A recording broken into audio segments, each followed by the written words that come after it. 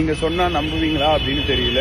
என் கூட இங்க உத்தரப்பிரதேஷ் ஃப்ரெண்டு டெல்லியில ரூம்ல தங்கி இருக்கிறாரு. அவருக்கு உடம்பு சரியில்லைன்னு சொல்லிட்டு மெடிக்கல் ஷாப்ல போயிட்டு மாத்திரை வாங்கலாம் அப்படின்னு சொல்லிட்டு போயிருந்தேன்.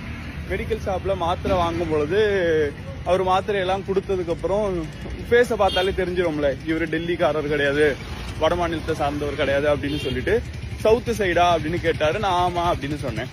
அப்போ கேரளாவா அப்படின்னு கேட்டாரு. கேரளாலாம் கிடையாது, தமிழ்நாடு அப்படின்னு சொன்ன உடனே அவர் வாயில வந்த முதல் வார்த்தை என்ன அப்படின்னு சொன்னா தமிழ்நாடா, அப்போ ஸ்டாலினா.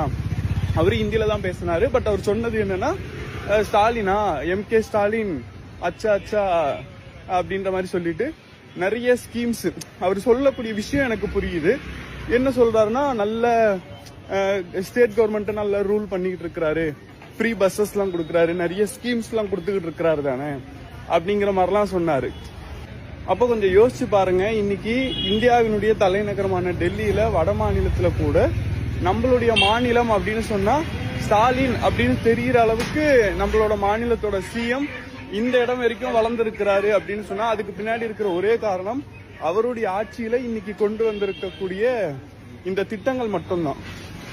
அப்பனா ஒரு மாநிலத்தோட வளர்ச்சியா இருக்கட்டும், அந்த மாநிலத்தினுடைய முதலமைச்சர் மற்ற மாநிலங்களுக்கு தெரியறதா இருக்கட்டும், இது எல்லாமே எதன் அடிப்படையில இருக்கு அப்படின்னு சொன்னா அந்த மாநிலத்துல நடக்கக்கூடிய கலவரத்தை வச்சோ, அந்த மாநிலத்துல நடக்கக்கூடிய மத பிரச்சனைகளை வச்சோ இல்ல, அந்த மாநிலம் எந்த அளவுக்கு வளருது அப்படிங்கறத வச்சியும், அந்த மாநிலத்துல இருக்கக்கூடிய மக்களுக்கு அந்த மாநில அரசாங்கம் என்ன திட்டங்களை கொண்டு வருது அப்படிங்கறத வச்சுதான்றத இதுல இருந்து நம்மளால புரிஞ்சுக்க முடியுது.